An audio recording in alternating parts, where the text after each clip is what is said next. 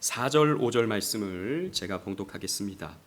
모퉁이 똘이 그에게서, 말뚝이 그에게서, 싸우는 활이 그에게서, 권세 잡은 자가 다 일제히 그에게서 나와서 싸울 때에 용사같이 거리의 진흙 중에 원수를 밟을 것이라. 여호와가 그들과 함께한즉 그들이 싸워 말탄 자들을 부끄럽게 하리라. 아멘. 지난주 우리가 살폈던 스가랴 9장의 말씀은 오실 왕이 어떤 모습을 갖추는가, 그 내용을 우리가 살폈습니다. 기억나십니까? 오실 왕, 그러니까 이 스가랴 시대의 오실 왕은 앞으로 도래하실 예수 그리스도를 예언해 주는 말씀이죠. 이 예수 그리스도의 모습은 강한 용사의 이미지였습니다. 여러분 기억하시죠? 그죠? 그래서 이방들을 심판하는 강한 용사, 메시아의 모습이었습니다. 그런데 또 동시에 이방에게 긍휼을 베풀어 주는, 그래서 블레셋까지도 돌아올 수 있는 길을 열어주시는 온유한 용사이기도 했습니다. 또 나귀 새끼를 타고 입성하시는 겸손한 왕이기도 했다라고 하는 것을 지난주에 우리가 9장 말씀을 통해서 살펴봤습니다. 이제 10장으로 넘어와서 그 오실 왕의 새로운 이미지가 소개되고 있어요. 9장에서는 그 오시는 왕의 모습이 어떠했는가 이것을 보여줬다면 10장에서는 그 왕께서 이스라엘 백성들을 어떻게 다스리는가에 대해서 가르쳐 줍니다. 어떻게 다스리는가? 여러분, 왕은 고대 시대의 왕은 전쟁에 앞장서기도 했지만 또 재판을 하면서 백성들을 치리했습니다. 다스렸습니다. 왕은 다스리는 그런 존재가 되는 것이죠. 그래서 오시는 왕은 어떻게 우리를 다스리는가를 오늘 이 10장에서 보여주고 있습니다. 여러분, 이 말씀이 유다 백성들에게 주어지는 시대를 여러분 우리는 늘 생각해야 됩니다. 이때 당시는 왕이 없던 시대였죠. 원래는 유다에서도 다윗 이래로 세워지는 왕들이 있었습니다. 그러나 바벨론 포로로 끌려가면서 70년 동안 왕이 세워지질 못했죠. 그러니까 바벨론의 통치를 받았습니다. 비참한 상황이었습니다. 그러나 유다 백성들이 고국으로 70년이 차서 고국으로 돌아오긴 했지만 그들의 힘으로 독립한 게 아니에요.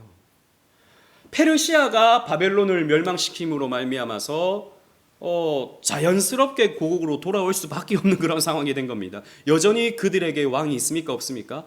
없습니다. 페르시아의 통치를 받고 있는, 페르시아 왕의 조로아스터교를 믿고 있는 페르시아 왕의 통치를 받고 있는 그런 상황이었다라는 거죠. 여전히 유다 백성들은 비참한 상황이었어요. 왕이 없는 그런 상황이었습니다.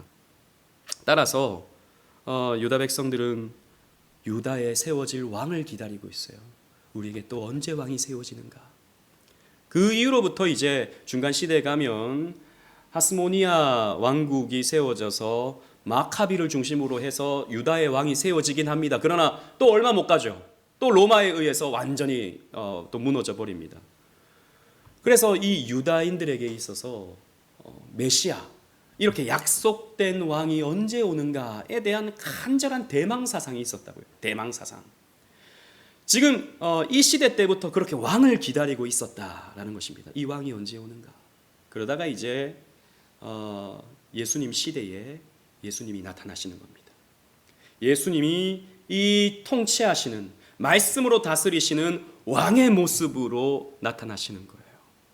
아무튼 이 시대에는 이 왕을, 우리에게도 왕이 세워졌습니다. 옛날 그 다윗 때와 같은, 그 솔로몬 시대 때와 같은 왕이 세워졌으면 하는 이런 간절한 마음이 있을 때 하나님께서 오늘 이 스가랴를 통해서 이 말씀을 주시고 있다라고 하는 것을 여러분 기억하시면서 말씀에 참여하시도록 하겠습니다. 그래서 이 왕은 앞으로 유다를, 이스라엘을, 우리에게 치자면 영적 이스라엘인 교회를 어떻게 다스리시는지 함께 상고해 보면서 은혜를 나눠보고자 합니다. 우리 1절 우리 다 같이 한번 읽어보도록 하겠습니다. 1절입니다. 시작.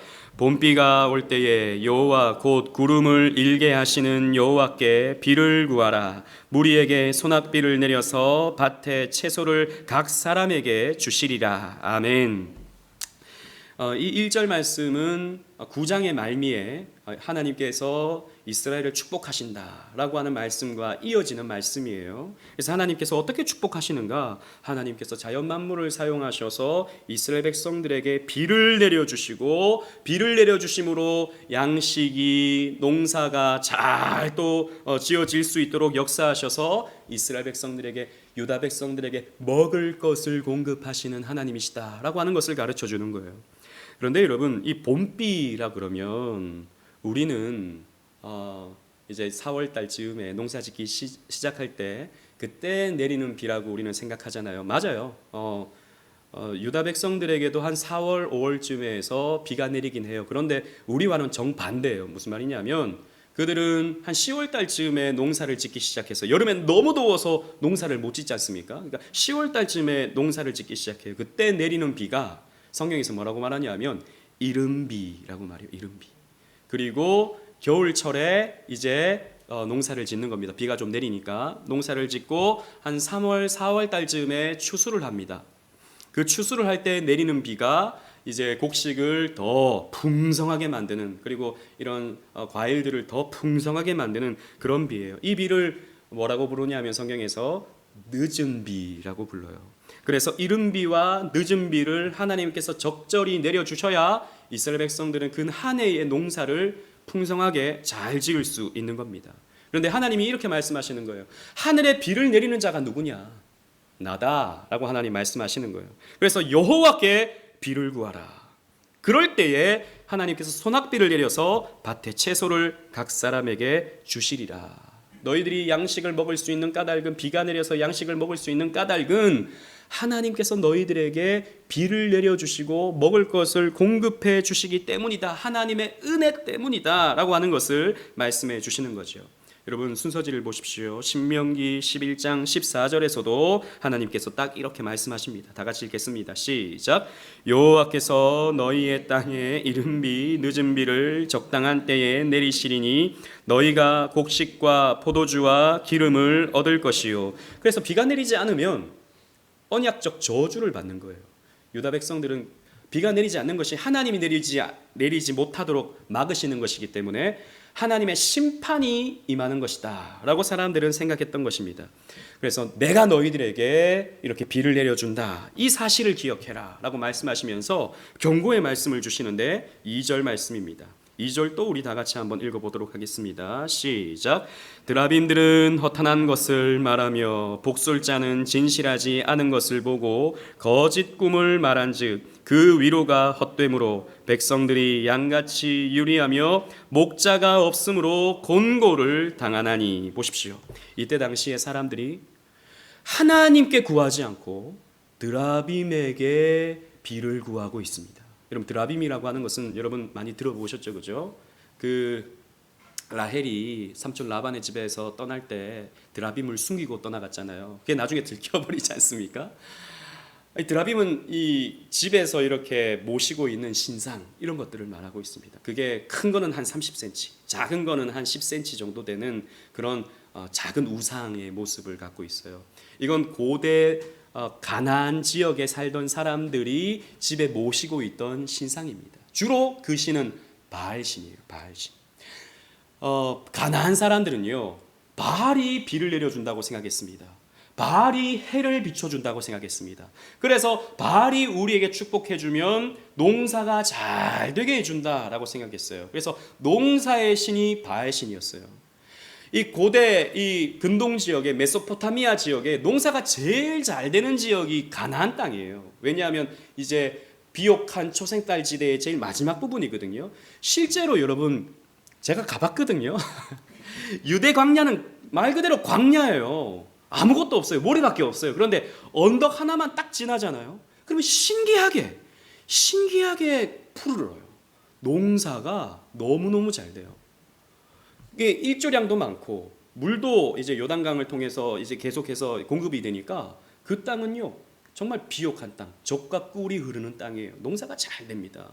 그러니까 이 고대의 가나안 사람들, 이스라엘 백성들 말고요, 고대의 가나안 사람들은 이 농사를 바알신이 우리에게 잘 짓도록 도와준다고 생각했기 때문에 바알신을 아주 지극정성 섬겼습니다. 그리고 나중에 이스라엘 백성들이 가나안 땅에 들어왔을 때 바알 신을 숭배하는 사람들을 보니까 실제로 너무 풍요롭거든요. 아니 어떻게 이렇게 이 사람들은 풍요롭게 잘 살 수 있나? 보니까 바알 신을 믿고 있는 겁니다. 그러니까 나도 바알 신을 믿어야겠다라고 생각을 했던 거죠. 그리고 또 이제 또 다른 신이 하나 있었는데 바알과 뭐죠? 아세라. 아세라는 아스타롯이라고 말하기도 하는데요. 이 아스타롯, 아세라는요, 다산의 여신입니다. 그러니까 바알이 남신이고 아스타롯이 여신이에요. 이 아스타롯은 자식을 많이 낳을 수 있도록 도와주는 그런 다산의 신입니다. 그러다 보니까 고대 사회에서는 노동력이 그냥 이제 미래지 않습니까? 애를 많이 낳아야 농사도 짓고 또 목축도 할 수 있고 하게 되니까 애를 많이 낳는 것이, 자식을 많이 낳는 것이 복이라고 생각했습니다. 그래서 아스타롯을, 아세라를 그렇게 지극히 섬겼던 겁니다. 이 유대인들조차도, 이스라엘 백성들조차도 바알과 아세라를 섬기는 사람들이 저렇게 풍요로운 삶을 사는 것 보니까 나도 좀 섬겨봐야겠다라고 생각을 했던 것이죠. 이때 당시에 스가랴 시대에 사람들도 마찬가지로 드라빔의 허탄한 것을 이렇게 숭배하는 사람들이 많더라라는 겁니다. 바알에게 기도하는 사람들이 많더라라는 것이죠. 또 복술자들, 이 복술자는 점쟁이를 말합니다. 점쟁이에게 찾아가서 내년은 어떻게 되는지, 우리 자식은 어떻게 되는지 물어보는 거예요. 이건 뭐 동서양을 막론하고 뭐 고대나 현재나 지금도 여러분 저 종로 쪽에 가보면 점집들이 얼마나 많은지 몰라. 해화동에서 이제 종로 쪽으로 오는 길에 양옆에 보면 전부 다 점집들이에요. 아니 어떻게 요즘 시대에 저 사람들이 이 비싼 땅값을, 비싼 임대료를 내고 저게 유지가 가능할까, 그런 생각도 드는데요. 찾아가는 거예요. 왜? 불안하니까, 미래를 알고 싶으니까. 고대 사람들도 마찬가지였습니다. 복술자, 점쟁이한테 가서 물어보는 겁니다. 어떻게 되죠? 그런데 하나님이 이렇게 말씀하시죠. 저들은 진실하지 않은 것을 본다 그랬어요. 점을 탁 치면 쌀을 탁 뿌리잖아요. 한국에서는 쌀 탁 뿌리면 이거네 딱 끊는데 그거 거짓이다. 거짓을 본다 이겁니다. 그리고 옛날에 이런 것도 있었다고요. 그 운동 지역에 향을 피워서 향이 이렇게 피어오르는 모양을 보고 이 사람은 어떻게 된다, 뭐 이렇게 점을 치는 그런 사람들도 있었다 그래요. 중국에서는 거북이 등껍질에다가 이렇게 뭐 어떻게 하면은 금이 나는데 금 나는 대로 이제 뭐 점이 어떻게 되는, 그래서 복자, 그러니까 점복자가 이 선에다가 옆으로 이제 점 하나가 딱 찍히지 않습니까? 점복자가 이게 뭐냐면 거북이 등껍질에다가 이게 턱 쳤을 때인지 뭐 어땠는지 잘 모르겠는데 금이 어떻게 갈라지는가 이걸 보고 점을 쳤다는 거죠. 그게 뭡니까? 거짓을 본 거다라는 겁니다. 지도 모르는 거 이거다 이렇게 말한다는 것이죠. 또 뿐만 아니라 꿈을 말한다라는 거죠. 어제 어떤 꿈 꾸셨습니까? 돼지 한 마리가 우리 집에 들어왔어요. 복권을 사십시오 이렇게 얘기하는, 똥꿈 꾸면 또 뭐 좋은 일 생긴다 뭐 그런 거 있지 않습니까? 또 이빨 빠지는 꿈을 꾸면 여러분 어떤 꿈이죠? 좀 안 좋은 꿈이죠. 잘 아시네요. 저도 옛날에 그런 얘기를 많이 들었어요. 이빨 빠지는 꿈 꾸면 누가 옆에서 죽는다 뭐 이런 뭐 무시무시한 이야기들. 그럼 막 이렇게 좀 두렵잖아요. 네. 그게 다 뭐라고요? 거짓 꿈이다. 여러분 우리가 꾸는 꿈은요 대부분 개꿈이에요. 무슨 거기에 의미가 있고 하나님이 이거 나에게 무슨 계시를 주셨나? 뭐 요셉입니까? 자기가 무슨 자기가 다니엘입니까? 하나님이 특별한 시대에 특별한 것을 준 걸 가지고 오늘 나에게도 마치 막 그런 게 있을 것처럼 생각하는 것은 잘못된 생각이죠. 이런 복술자들의 말은 헛된 위로를 준다라는 겁니다. 그때 당시에는 잠깐 위로가 될지 모르지만 걱정하지 마세요. 앞으로 잘 됩니다. 이런 말을 들으면 그때 당시는 위로가 될지 모르지만 그 모든 것들이 헛된 위로다라는 것이죠. 그런데 왜 이런 미신들을 쫓아가는가? 왜 이런 우상들을 쫓아가는가? 하나님께서 이렇게 말씀하십니다. 백성들이 양같이 유리하며 목자가 없으므로 곤고를 당하나니. 너희들에게 목자가 없구나. 너희들에게 목자가 없으니까 엉뚱한 사람들을 쫓아다니고 있구나 라고 하나님이 이렇게 말씀해 주시는 거죠.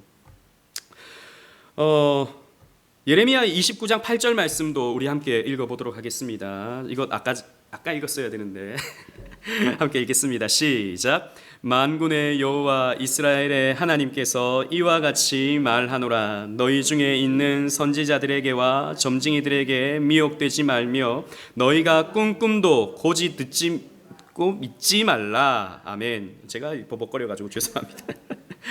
네, 이런 샤머니즘적 행위는 다 고대 사회의 흔한 모습이었고 오늘날에도 여전히 있는 모습입니다. 사람들에게 깊이 스며져 있는 우상 숭배의 모습이었죠. 그런데 이런 걸 쫓아가는 까닭이 너희들은 목자가 없어서 그런 것이다 라고 하나님께서 말씀하고 있는 것이죠.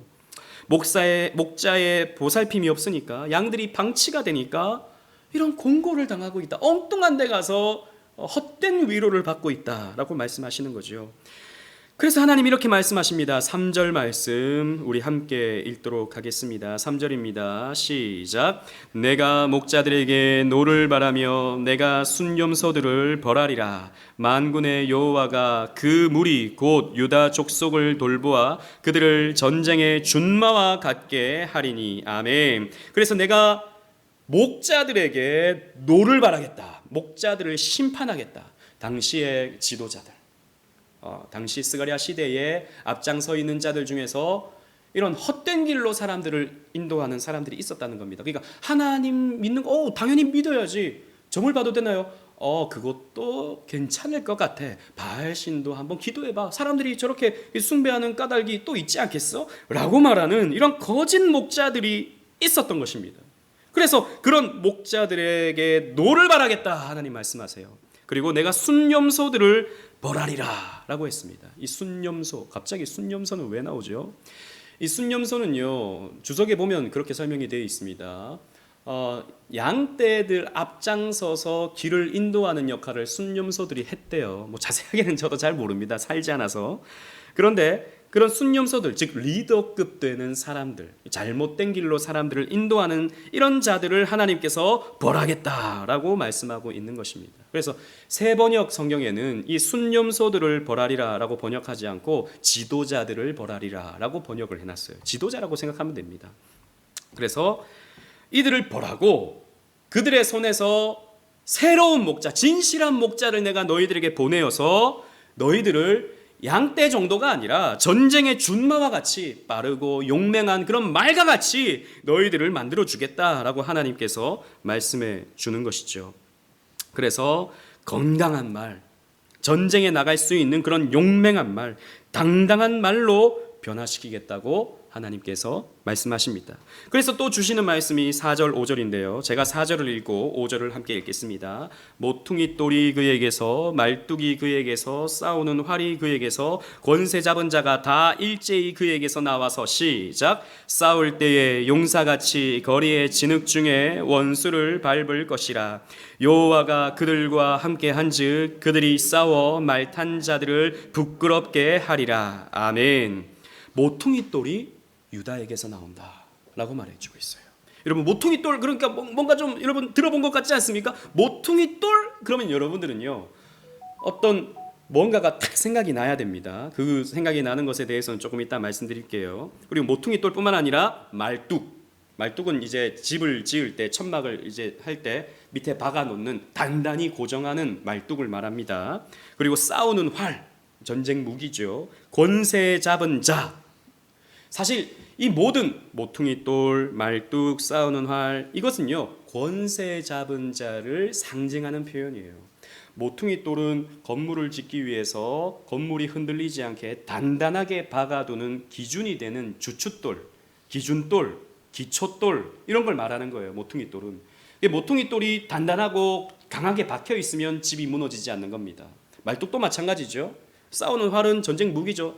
적극적인 강함, 이런 것을 표현하는 겁니다. 권세 잡은 자, 이런 권세 잡은 자가 유다에게서 나온다라고 했어요.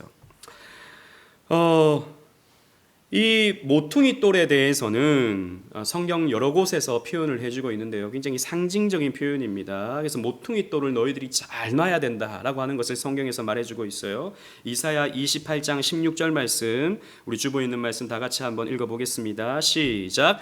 그러므로 주 여호와께서 이같이 이르시되 보라 내가 한 돌을 시온에 두어 기초를 삼았노니 곧 시험한 돌이요 귀하고 견고한 기초돌이라. 그것을 믿는 이는 다급하게 되지 아니하리로다. 아멘. 보세요.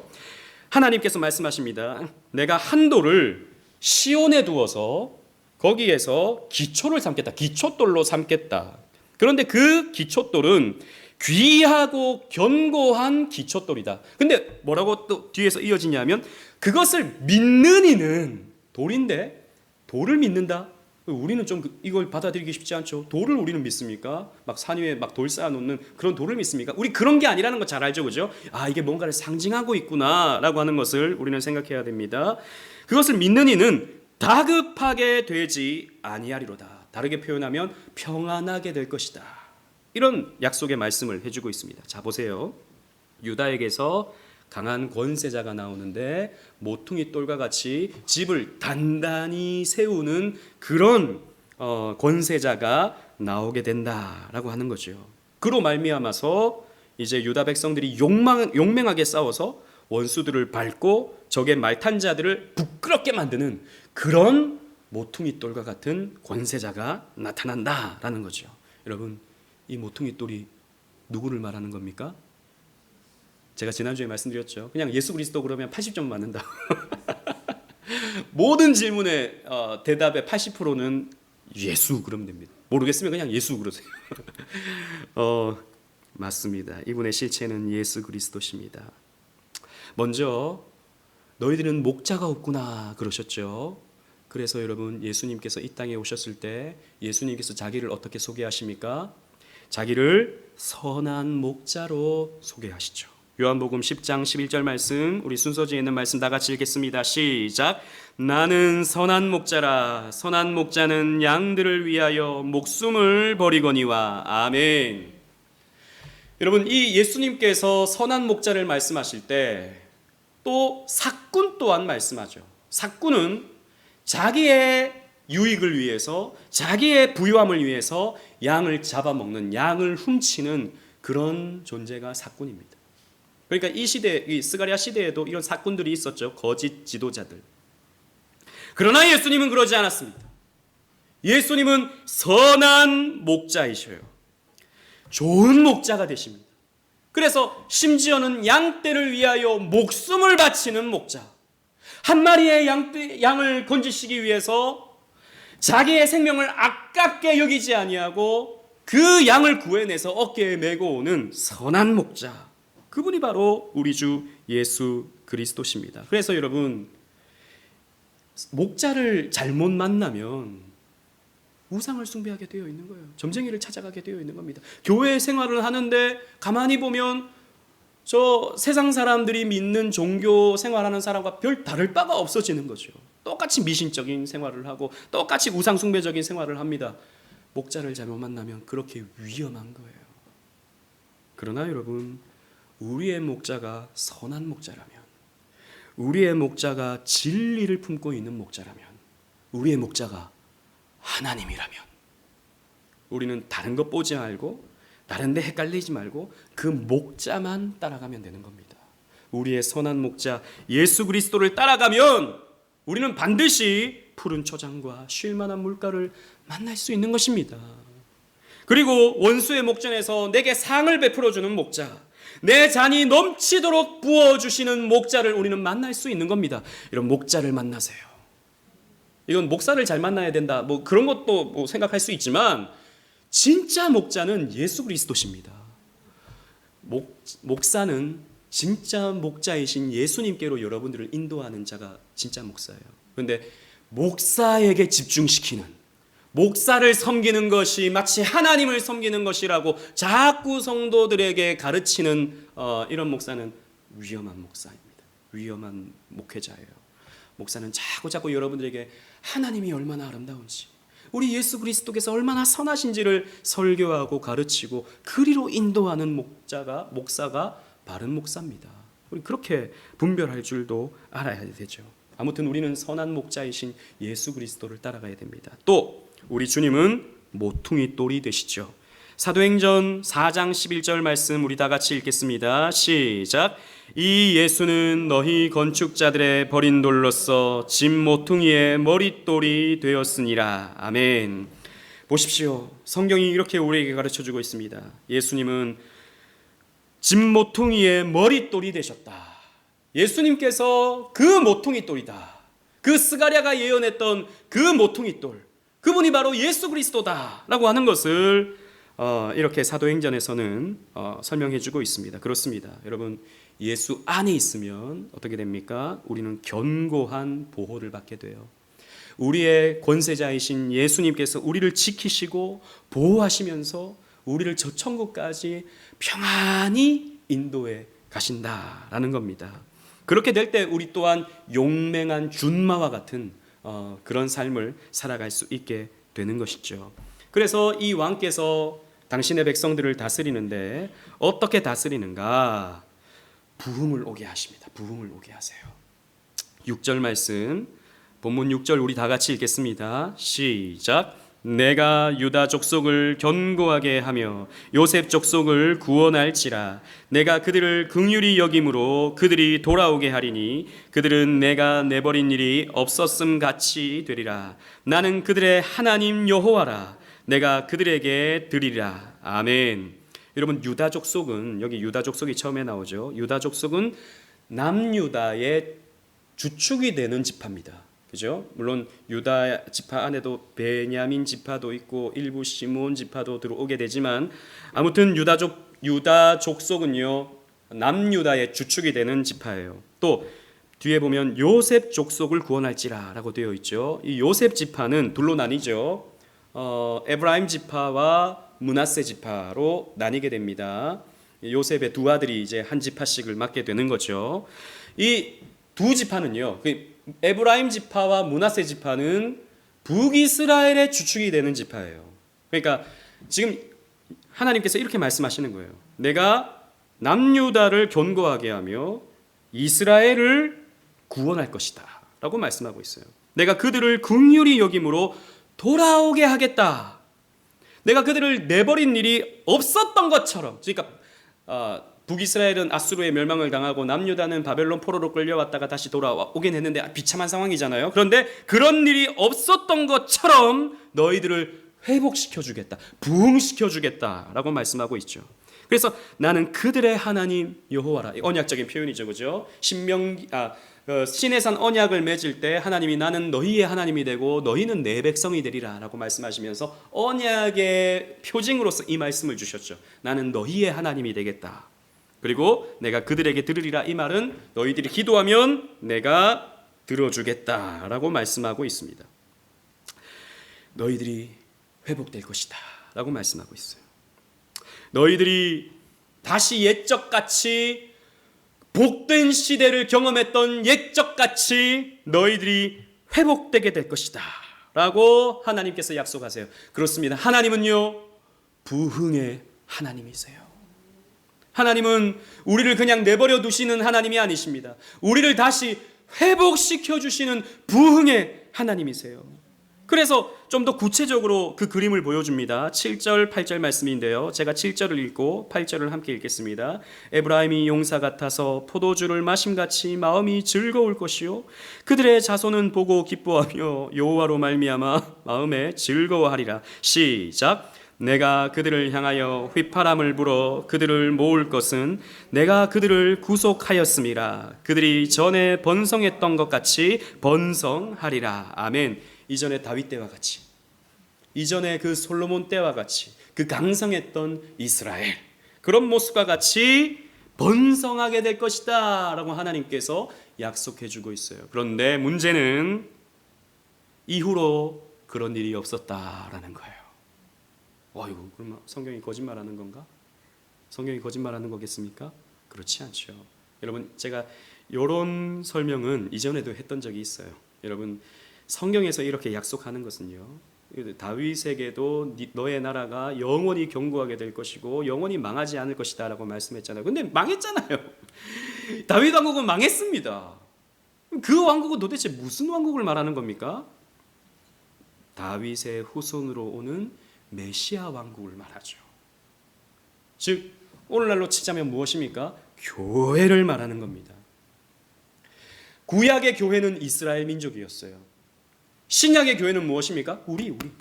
우리가 신약의 교회들입니다. 여러분, 역사 속에서 교회는 번성했습니다. 그죠? 세계 곳곳에 교회가 없는 곳이 없어요. 심지어는 북한에도 교회가 있습니다. 물론 세워진 교회, 건물 교회는 가짜 교회죠. 어용 교회입니다. 저 김정은을 지지하기 위해, 김정은을 신격화하기 위해서 만든 봉수교회, 칠골교회 두 교회가 있어요. 가짜 교회입니다. 진짜 교회가 지하 교회로 있죠. 세계 어느 곳에도 교회가 없는 곳이 없습니다.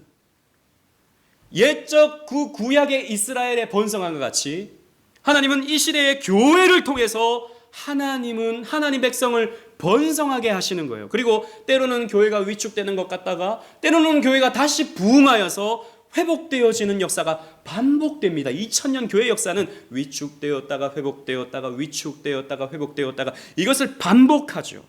그래서 하나님은요, 교회를 부흥시키시는 하나님이시다라는 거죠. 기억하십시오. 하나님은 교회를 부흥시키겠다고 약속하신 하나님이십니다. 따라서 우리는 부흥을 사모해야 돼요. 우리는 자꾸 이런 생각을 갖기가 쉽습니다. 이 과학 문명 시대에, 이런 이기적인 시대에, 이렇게 죄가 관영한 시대에 교회는 앞으로 줄어들 수밖에 없겠지. 우리는 그렇게 생각합니다. 한편으로 보면 맞는 말 같아요. 저 유럽을 보면 그럴 것 같아요. 그러나 여러분, 그것은 인간의 생각입니다. 어디까지나 인간의 생각이에요. 지금까지 한국 교회를 보면 그럴 것처럼 보이죠. 그러나 이렇게 위축되다가도 때가 되면 하나님은 교회를 부흥시켜서 하나님은 하나님의 일을 교회를 통해서 진행시켜 나가십니다. 우리 교회도 그럴 거예요. 우리 교회도 때로는 성장할 때가 있을 겁니다. 그러나 또 때로는 위축될 때가 있을 겁니다. 교회가 다 그렇습니다. 언제나 좋은 교회가 없습니다.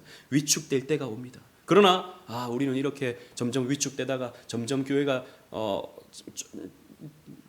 이런 표현이 좀 그렇죠. 쪼그라들다가 우리 없어지는 거 아니야? 우리 이렇게 생각할 수도 있죠. 하지만 여러분, 우리가 부흥을 소망할 때, 부흥을 기대할 때, 부흥을 위해서 기도할 때 하나님은 우리를 통해서 또 부흥시켜 나가시는 겁니다. 몰라요. 우리 교회가 앞으로 대형 교회가 될지. 저는 그런 거 바라지 않습니다. 바라지 않아요. 무슨 대형 교회입니까? 우리 목사님 입만 열면 대형 교회 욕했는데 뭘 대형 교회가 됩니까? 그런데 우리는 그렇게도 될 수도 있는 거예요. 하나님이 하시면 뭐 커질 수도 있고 작을 수도 있고 평생 그냥 이렇게 가다가 끝날 수도 있고 저는 그래도 괜찮습니다. 그냥 하나님께서 주신 사명 열심히 감당하다가 천국 가면 되는 거지 꼭 교회를 크게 해야 됩니까? 그게 아니죠. 저는 어디까지나 우리의 부흥, 우리의 심령의 부흥, 그것을 소망하는 겁니다. 로이드 존스 목사님은 왜 우리 시대에 부흥이 없는가? 아무도 부흥을 기대하지 않기 때문이다 라고 했어요. 아무도 부흥을 위해서 기도하지 않기 때문에 우리 시대에 부흥이 없다라고 했습니다. 여러분, 부흥을 소망하십시오. 사람들이 여기 꽉 차는 거 이걸 소망하지 마시고, 그래도 좋지만 정말 우리가 찬양이 막 이 속에서 나오는 찬양 있잖아요. 그냥 입에서 나오는 찬양이 아니라 이 가슴에서 터져 나오는 찬양. 우리의 기도가 그냥 입에서 나오는 기도가 아니라 이 가슴에서 터져 나오는 기도. 그래서 여기 하나님이 임재하시는구나, 하나님이 우리 교회 역사하시는구나, 이것을 우리가 체험하고 그것을 우리가 느끼고 그런 부흥을 경험하는 그런 시대를 우리가 준비하고자 기대하고 기도하고 체험할 수 있어야 되는 것입니다. 저는 그것을 위해서 기도합니다. 그리고 하나님은 이렇게 보호해 주시겠다고 약속하세요. 9절 10절, 제가 9절을 읽고 10절을 함께 읽겠습니다. 내가 그들을 여러 백성들 가운데 흩으려니와 그들이 먼 곳에서 나를 기억하고 그들이 살아서 그들의 자녀들과 함께 돌아올지라. 시작. 내가 그들을 애굽 땅에서 돌아오게 하며 그들을 아수르에서부터 모으며 길르앗 땅과 레바논으로 그들을 이끌어 가리니 그들이 거할 곳이 부족하리라. 아멘. 보십시오.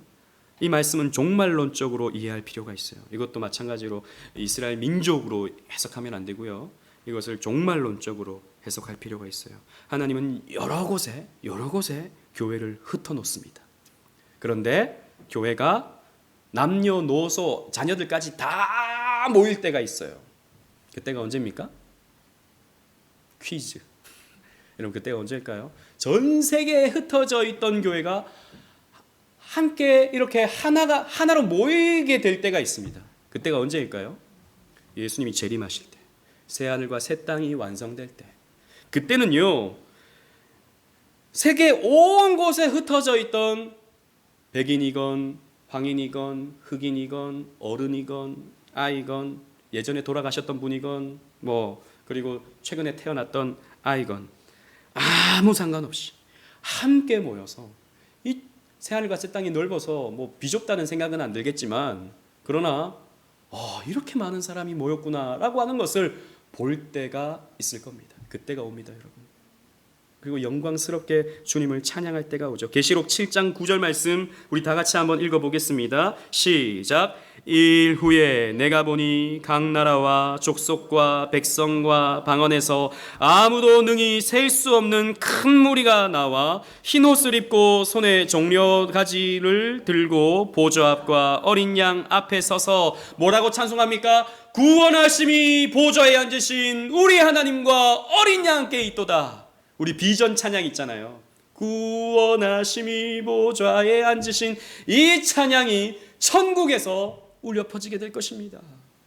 그래서 우리는 이렇게 많은 사람들이, 나와 같은 신앙을 가진 사람들이 이렇게 많이 있구나. 함께 모여서 보니까 모습은 다른데 한 형제예요. 말이 통해요. 마음이 통해요. 그럴 때가 오는 것입니다.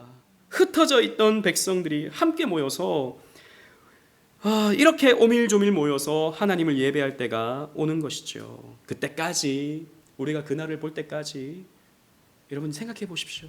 그때가 얼마나 영광스러울까요? 우리는 종려나무 가지를 흔들고 하나님의 영광을, 지금 말씀을 통해서도 우리는 하나님의 영광을 요만큼 맛보잖아요. 하나님 이렇게 좋은 분이시구나.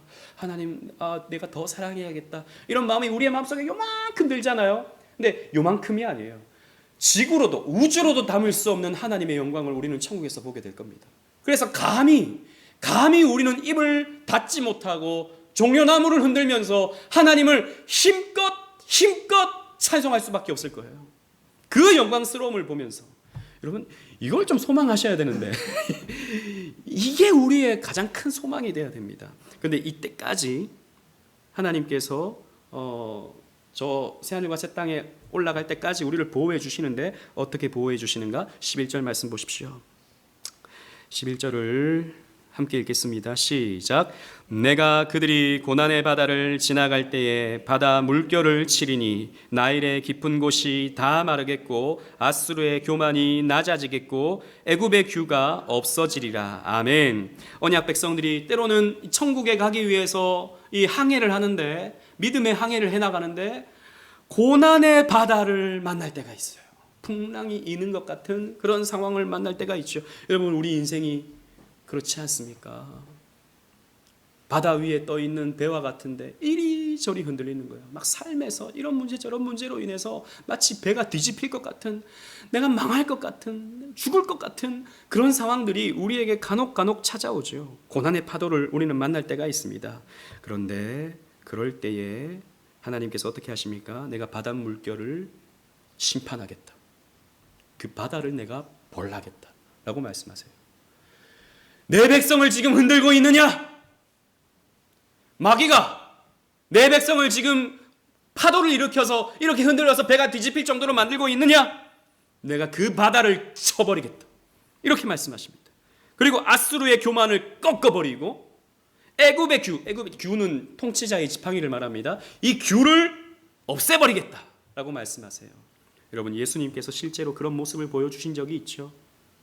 풍랑이 있는 바다 위를 제자들이 함께 예수님과 건너갈 때 예수님은 자고 계십니다. 그런데 제자들은 난리가 났어. 이 물에 빠져 죽겠다. 내가 어부 출신인데 이 정도 깊이는 나도 어쩔 수 없다 라고 생각하면서 이리저리 흔들리면서 두려워하면서 예수님을 깨웁니다. 예수님 어떻게 하면 좋습니까? 지금 배가 뒤집힐 지경입니다. 어떻게 예수님은 이렇게 천하태평 잠만 주무시고 계십니까? 라고 하니까 예수님이 눈을 비비시면서, 물론 성경에는 그런 표현 안 나옵니다. 어떻게 하시죠? 바다를 어떻게 하십니까?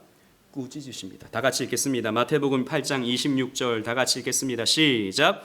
예수께서 이르시되 어찌하여 무서워하느냐 믿음이 작은 자들아 하시고 곧 일어나사 바람과 바다를 꾸짖으시니 아주 잔잔하게 되거늘. 아멘. 보십시오. 예수님께서 바다를 쳐버린 겁니다. 야, 이놈의 바다야, 어디 건방지게 내가 타 있는 이 배를 뒤집으려고 하느냐. 예수님께서 꾸짖으시는 거예요. 그러니까 잔잔해지는 거죠. 여러분, 우리의 선한 목자 되시는, 우리의 모퉁이돌 되시는 예수님께서 이런 사역을 우리들에게 베푸십니다. 여러분, 걱정하지 마세요. 안 망합니다. 내 노후는 어떡하나. 걱정하지 마세요. 하나님께서 책임지십니다. 물론 저 강남에 아파트 주신다는 말이 아니에요. 여러분들이 살아갈 수 있는 삶의 터전들을 하나님께서 우리에게 허락해 주시는 거예요. 더 욕심 부리지 마십시오. 살아갈 수 있도록 하나님께서 책임져 주십니다. 우리의 왕이신 예수님은 우리를 삼키려 하는 바다까지도 잠잠케 하셔서 우리를 지켜주신다라는 거죠. 그리고 하나님께서 어떻게 하시는가, 우리 마지막 절 함께 다 같이 읽어보도록 하겠습니다.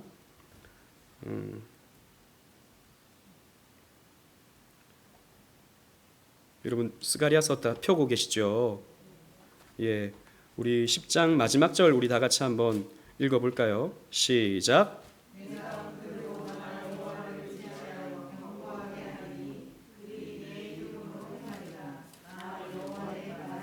자, 하나님께서 우리를 어떻게 하신다고요? 견고하게 하신다라고 했습니다. 제가 원고에 절을 안 적어놨네요.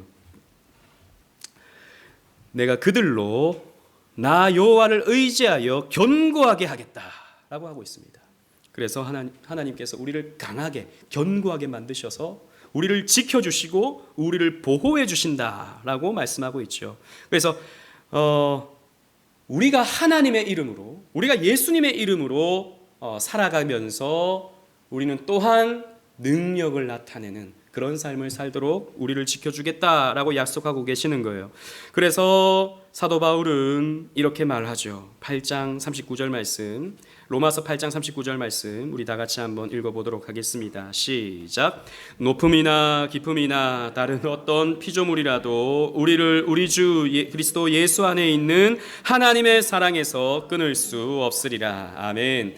하나님의 사랑이 그 어떤 권세도, 그 어떤 높음이나 깊음이도, 그 어떤 피조물이라도 우리를 하나님의 사랑에서, 예수 안에 있는 하나님의 사랑에서 끊을 수가 없다.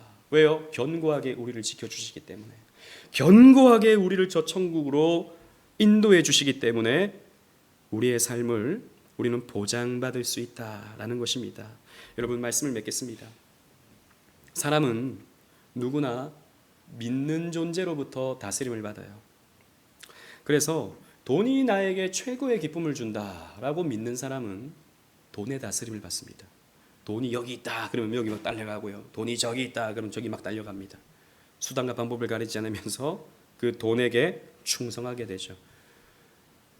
믿는 대상을 향해서 사람들은요 섬기게 되어 있고 그것이 종교화되게 되어 있는 것입니다. 또 정치인이, 내가 좋아하는, 내가 신뢰하는 정치인이 내가 꿈꾸는 미래를 만들어 줄 수 있다고 믿잖아요. 그러면 그 믿는 대상에게 다스림을 받아요. 그래서 그 정치인이 이렇게 합시다 그러면 막 거기 지지하고요. 거기 막 사람들이 모여가지고 으쌰으쌰 하고요. 그렇게 됩니다. 요즘에 보면은 사람들이 좀 그런 모습들 우리 많이 보지 않습니까? 어떤 정치인 한 사람에게 막 충성을 갖다 바치는. 그래서 어떤 법원에 재판 받으러 가면 사람들 막 이렇게 막 지지자들 와서 막 플래카드 들고 소리 지르잖아요. 저는 그런 모습들 보면 저 사람은 종교심을 갖고 저 정치인을 따라가는구나 이런 생각이 들어요. 그런 모습들이 있다라는 거죠. 또 앞에서 말씀드린 것처럼 어떤 목사, 어떤 개인이 하나님을 대신하고 있다고 믿잖아요. 이단 교주들이 보통 그렇죠. 그러면 그 목사의 다스림을 받아요. 그 목사의. 그러니까 믿는 대상의 다스림을 받는다라는 말씀을 드리고 싶은 겁니다. 그러나 이런 하나님이 아닌 다른 것들은요, 결국에는 우리를 고통스럽게 만듭니다. 결국에는 배신을 하죠. 그래서 우리는 오직 예수를 외치는 사람들이에요. 오직 예수입니다. 솔라 크리스투스.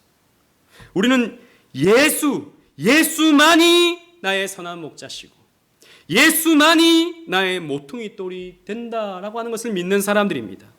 예수만이 우리의 소망이고 예수만이 우리의 구원자임을 우리는 믿어야 돼요. 그 누구도 대신할 수 없습니다. 그 무엇도 대신할 수 없어요. 이렇게 하잖아요. 이렇게 살잖아요. 그럼 우리는 예수의 다스림을 받습니다. 선한 목자 예수님의 다스림을 받아요. 여러분, 예수님의 다스림을 받는 자는요, 복됩니다. 왜냐하면 예수님은 우리의 믿음과 삶의 부흥을 가져오게 하시는 분이세요. 여러분, 교회만 부흥시켜 주시는 분이 아니세요. 우리 개인의 삶도 부흥시켜 주십니다. 여러분, 때로는 이렇게 가세가 기울고 점점 어려워지는 그런 상황을 만날 때가 있죠. 그러나 여러분, 하나님은 제가 자주 말씀드리지만 우리의 영혼만 구원하시는 분이 아니라 우리의 삶도 구원하시는 분이세요. 하나님께 구하세요. 하나님, 우리 집이 좀 너무 힘듭니다. 우리 집이 너무 어렵습니다. 하나님, 우리 집을 회복시켜 주세요. 우리 집의 가정의 어떤 물질적인 문제 또한 회복시켜 주세요. 부흥시켜 주세요. 여러분, 기도하십시오. 하나님께서 그 기도를 들으십니다. 또 우리의 믿음과 생활을 지키시는 분이 바로 우리의 왕 예수 그리스도십니다. 여러분, 이 왕의 다스림을 받으세요. 다른 것의 다스림을 받지 마시고 이 왕의 다스림을 받으심으로써 아까 우리가 고백했던 것처럼 내 잔이 넘치나이다 라고 고백할 수 있는 저와 여러분들 되시기를 주님 이름으로 축원합니다. 아멘.